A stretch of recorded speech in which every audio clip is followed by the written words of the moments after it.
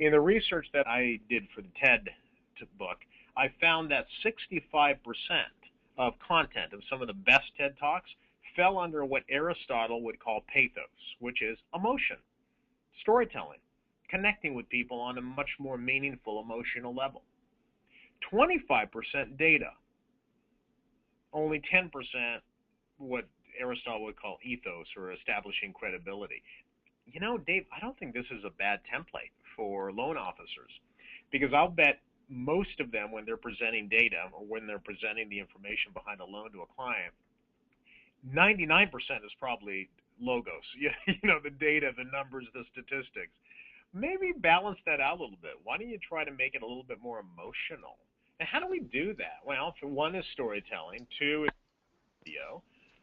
Certainly the stories are very, very important, but also creating what Dave suggested at the beginning, these multi-sensory type of experiences.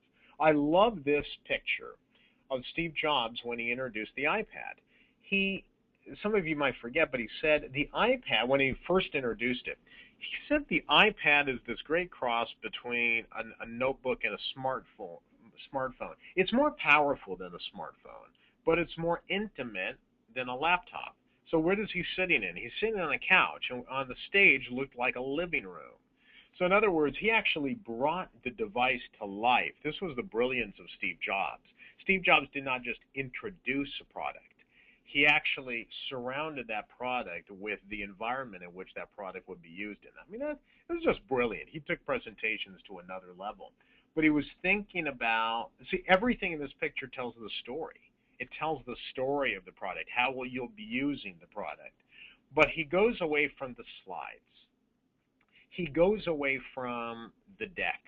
And I know many of you use PowerPoint or Apple Keynote, which Steve Jobs used, or Prezi or whatever. It doesn't matter how you're presenting it in terms of just that flat screen. You got to go beyond those slides. You have to go beyond the paperwork. How do you do that? That's where I think the power of mobility comes in. That's where I think the power of video comes in. The ability to actually take an iPad and start manipulating it and touching it and feeling it, and having people manipulate it, that gets people so much more engaged than simply staring at a computer screen and watching something. When people have these multisensory experiences, it releases dopamine into the system, which really acts as a powerful mental save button. So you need to ask yourself, what multisensory experience can I build into my next presentation? When I say presentation, by the way, it doesn't mean a PowerPoint. It means I am presenting information to you. And this is pretty much where I'm going to wrap. I've just got one more thing to say after this, but I want to pick up on this because this is probably the most important thing we're going to talk about. Dave, this is where I think that your loan office could really stand out. But by creating these multisensory experiences that go beyond just, here's the information, let's take a look at it on paper. Let me pass the paper over to you, and now we're going to look at it. Absolutely. I mean, that is a place where, as an industry, we fall very short. Let's make this very specific to mortgage coaches. You know, everybody on this call pays to be a mortgage coach, or your company does. So you know, be clear. You know, what we're about is delivering a modern mortgage experience, which is a multi-sensory experience, and that is, you know, what we do. Mortgage coach members, you have this. You know, you have a choice when you present mortgage options to buyers, borrowers, and realtors. Are you going to give them text only, or are you going to give them a multi-sensory experience? So, you know, I want to make this point because everybody on this call, you know, you're a mortgage coach, but are you doing it with each and every client? Are you still doing the same thing that you did back in the 90s? So just kind of bringing it through to a training. This is a multi-sensory experience in a real estate office. And by the way, it would have been even better if Jeremy would have handed the two buyers an iPad, or actually asked them to pull out their own mobile devices, so that while he was showing something, they were interacting with it. You know, I would just make the argument that when you deliver information advice and the client interacts with the device, they pinch, they zoom, they see the numbers, they're going to, one, retain it better, and two, it's going to be a better educational experience. Do you agree with that, Carmine? Dave, the photograph you just showed is everything. I think that's what I mean by multisensory. If you could actually get people to see and touch and feel the numbers, wow, that's pretty cool. You know what that reminds me of? I'm not here to push books, but but I wrote a book called The Apple Experience, which was just about the Apple retail stores. That was the whole point of making sure that all the devices worked. In 2001, if you walked into an electronics store, devices weren't turned on. The Apple Store did something different where everything was connected to the internet, so you could actually pick up the device and touch it and feel it and play with it.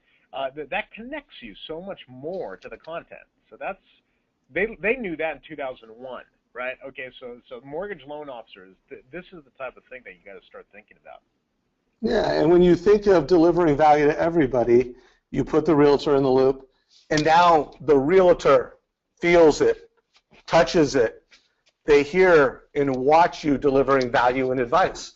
So folks, I mean, to say this is a differentiator is an understatement. You know, we are at Mortgage Coach, and you guys on this call, we are revolutionizing how consumers, how people make financial decisions. You know, financial planners don't have this tool. CPAs don't have this tool. No one in the financial industry has it. So as a community in the mortgage space, we are revolutionizing the way people are educated around financial literacy. And again, it's getting to the point where it's just not a great opportunity with millennials. They just plain old expect this. You know, they want this kind of information advice. So I'm showing you screenshots of our Rate Watch app that is coming out within weeks. And so when you think of Mortgage Coach, it really is a multi-sensory wow. Carmine, does that make sense to you? Do you see how we're innovating for, you know, at least in the mortgage space? Well, it certainly does make sense. And I guess my question for you is, so you're suggesting that most people in the real estate space and the mortgage space are not doing this? No, nobody is doing this except for people that use our product. So this, yeah, no, everybody in the space does this. Yeah, it's right, all paper, right. And this is a new innovation. Okay. Yeah, no, that's fantastic. That reinforces what I do, especially when I work with executives, you know, and I give them PowerPoint tools and examples of how to kind of create a better presentation. And they ask me, well, doesn't everybody do this? It's like, no, you're in the top 5%. It sounds to me like the people doing this are in the top 1% doing this. So that's great. Hey, you know what? Okay, this is just for a personal thing, because this has happened in the last few months. A lot of people are telling me or asking me, well, Carmine, if so few people are doing what it is that you're doing, or that you're suggesting. And my response to them is, that's absolutely right. I don't think we'll ever get 100% of people to be doing this, which is okay.